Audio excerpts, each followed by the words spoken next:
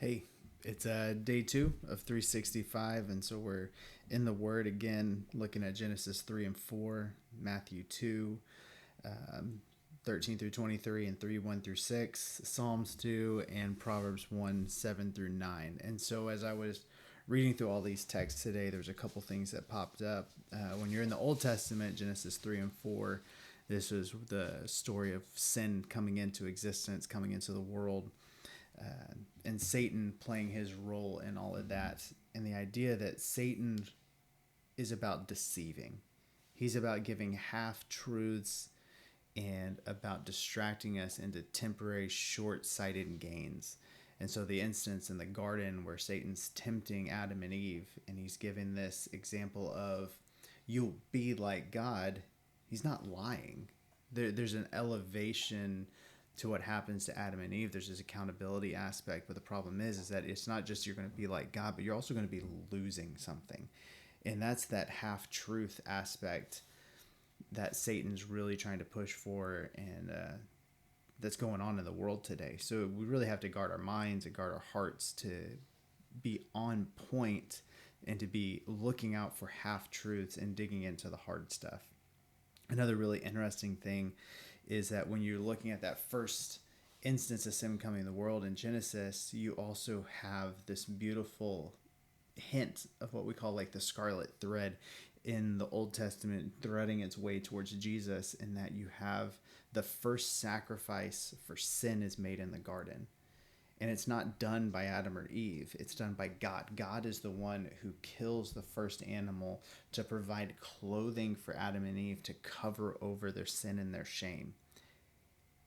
And it's beautiful that it's a God who does it first, because that is this foreshadowing to Jesus and the fact that his sacrifice is going to be the sacrifice that covers over all of humanity's sin. And that's a beautiful thing for us to look forward to and get excited about.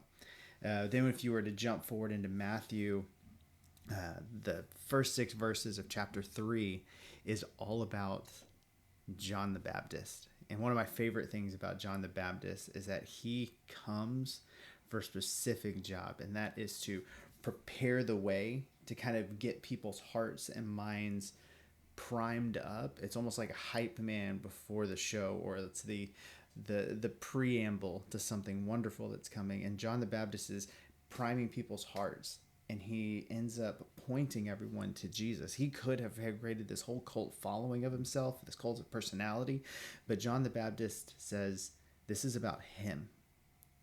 And when Jesus asked to be baptized by John the Baptist, he's the one who ends up saying, I'm not even worthy to like tie your shoes, your sandals, and you want me to baptize you. And Jesus is like, yeah, you're the guy, do the job.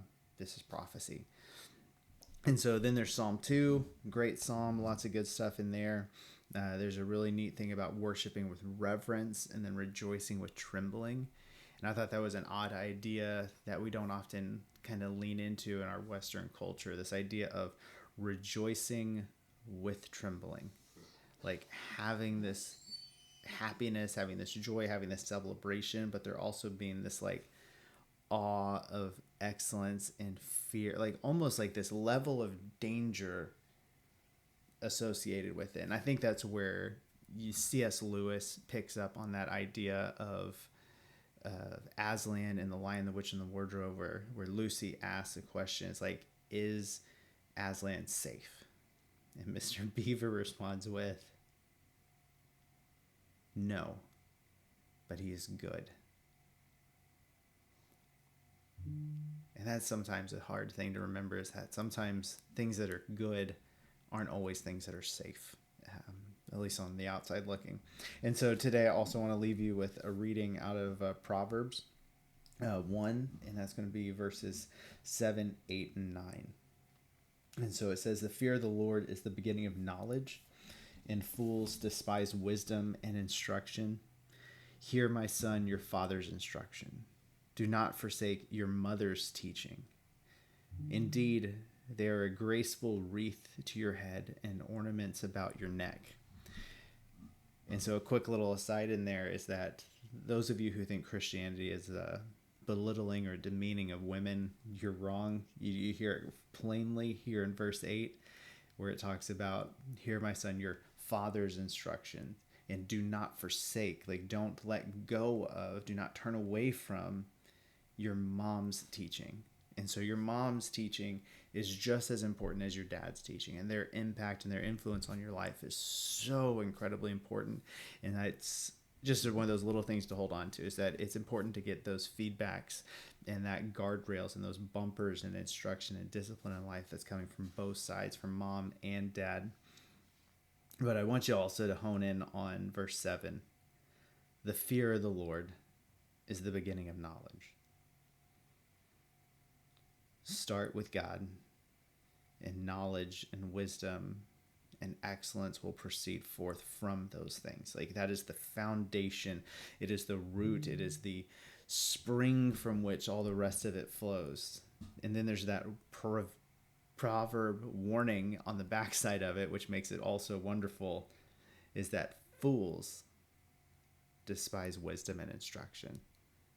Those people who think they got it all together, they don't need any more help, they can't learn anything, they're the ones who are going to struggle. And so I hope you enjoyed that. I hope you enjoyed reading through the Word this year. And if you have any questions, holler. I look forward to connecting with you more in the future.